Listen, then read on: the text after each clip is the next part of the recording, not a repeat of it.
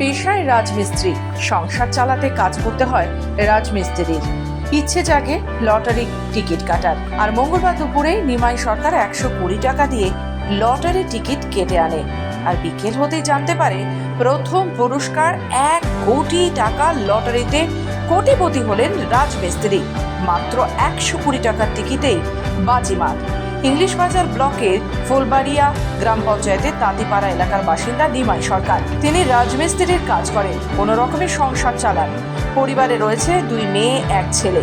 তিনি 120 টাকা দিয়ে লটারি কাটেন। লটারির টাকা দিয়ে নিমাই বাবুর ইচ্ছে, এই টাকা দিয়ে তার ছেলে মেয়েদের পড়াশোনা সহ বাড়ি তৈরি করবেন। লটারিতে 1 কোটি টাকার প্রথম পুরস্কার ভাগ্যে মিলেছে। সেই খবর পেয়ে শতান লটারি নিয়ে মিল্কি ফাড়ির দ্বারস্থ হয়েছেন ওই যুবক।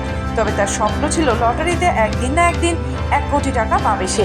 তবে আজকে 1 কোটি টাকার প্রথম পুরস্কার পেয়ে খুশি নিমাই সরকার সহ তার পরিবার। আজকে কত টাকা টিকিট কেটেছিলেন আপনি? 120 টাকা টিকিট পেয়েছিলাম, তো কী লেগেছে আপনার?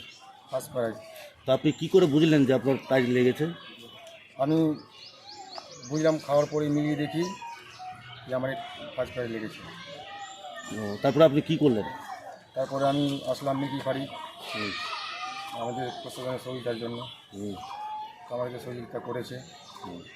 তো আপনি তো দিনেই কোটিপতি হলেন, তো এই টাকাগুলো করবেন কি আপনি? এই টাকাগুলো আমার 2টো মেয়ে আছে, ছেলে আছে, তাদেরকে মানুষ করবো, আয়োজন করবো।